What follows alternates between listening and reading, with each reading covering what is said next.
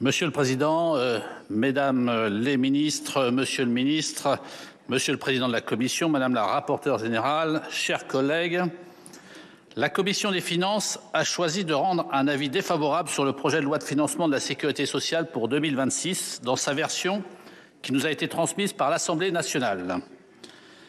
En effet, après une diminution en 2022 et en 2023, le déficit de la sécurité sociale s'est aggravé à nouveau et atteindrait 23 milliards en 2025, alors qu'aucune crise sanitaire ou financière ne vient le justifier. Un tel déficit pèsera sur les générations à venir, contrevenant à l'impératif de solidarité intergénérationnelle au cœur de notre système de sécurité sociale. L'augmentation forte du déficit depuis 2024 s'explique par le décalage entre l'évolution des recettes et des dépenses.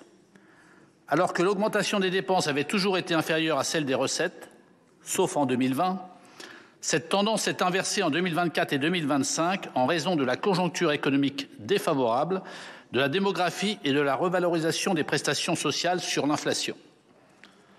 Par ailleurs, ce déficit de la sécurité sociale s'explique largement par des hausses de dépenses non financées, ce qu'il ne faut jamais faire, et notamment celles liées au Ségur de la santé qui représente ainsi un surcoût de plus de 13 milliards par an qu'on continue à supporter. À force d'accumuler des déficits, on nourrit la dette. Celle-ci grossit et sa gestion à venir constitue une vraie source d'inquiétude. En effet, depuis fin 2024, il n'est plus possible de transférer des déficits de la sécurité sociale à la CADES. C'est donc l'ACOSS qui porte l'intégralité des déficits de la sécurité sociale. On a porté son montant maximum à 89 millions cette année, pour 2026 en tout cas, alors qu'elle ne peut que s'endetter à court terme, à horizon maximum de 2 ans, ce qui est très risqué.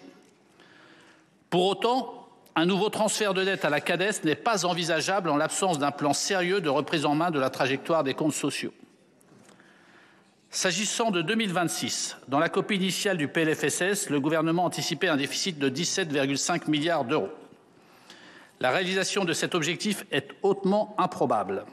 Tout d'abord parce qu'il se fondait sur des hypothèses jugées optimistes par le Haut Conseil des finances publiques. En ce qui concerne l'évolution de l'ONDAM, c'était plus 1,6%. Alors je ne sais plus très bien où on en est dans l'ONDAM. J'avoue qu'avec les modifications, je suis un peu perdu là-dessus.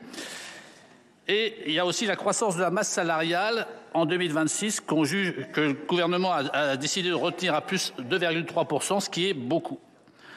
Ensuite, dans le texte transmis, de nombreuses mesures ont été largement remaniées par l'Assemblée nationale et influent globalement de façon négative sur, entre guillemets, l'équilibre des comptes.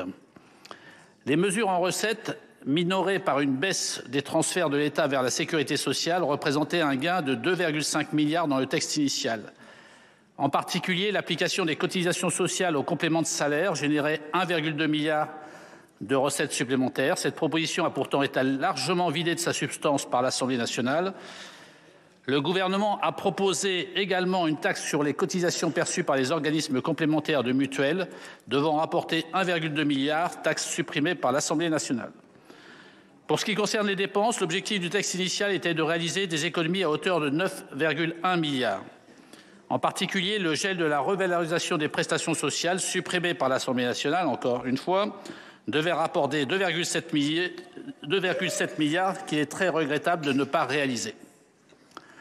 La suspension de la réforme des retraites génère un surcoût estimé dans l'étude d'impact à 100 millions en 2026 et surtout 800 millions en 2027. Les mesures d'économie proposées sur l'ONDAM dans le texte initial pour un montant de 6 milliards ont été largement supprimées par l'Assemblée nationale. En particulier, la hausse des plafonds et des montants sur les franchises médicales et les participations médicales à hauteur de 2,3 milliards a été très critiquée. J'estime donc que le déficit de la sécurité sociale pour 2026, évalué par le gouvernement entre 24 et 25 milliards d'euros, suite à la transmission du texte adopté à l'Assemblée, se rapprochera de celui qui était annoncé en l'absence de mesures nouvelles, soit 28,7 milliards. Un tel déficit est totalement insoutenable et appelle à une réforme structurelle et urgente de tout le système social français. J'espère ainsi que les débats dans notre hémicycle nous permettront d'aboutir à une version plus satisfaisante et plus économe du budget de la sécurité sociale pour 2026, notamment grâce aux apports de nos collègues de la Commission des affaires sociales. Puisqu'il me reste un tout petit peu de temps, j'aimerais aussi qu'on puisse modifier la présentation des comptes, notamment les comptes des branches, et qu'on puisse avoir une présentation des comptes de branche avant refinancement entre administrations, c'est-à-dire avant transfert et subventions, et non après, comme c'est le cas aujourd'hui, parce que sinon les soldes par branche n'ont pas de sens. Voilà, mes chers collègues. Donc l'avis est défavorable de la Commission des finances, mais pourrait devenir favorable si le texte évolue largement au Sénat. Merci.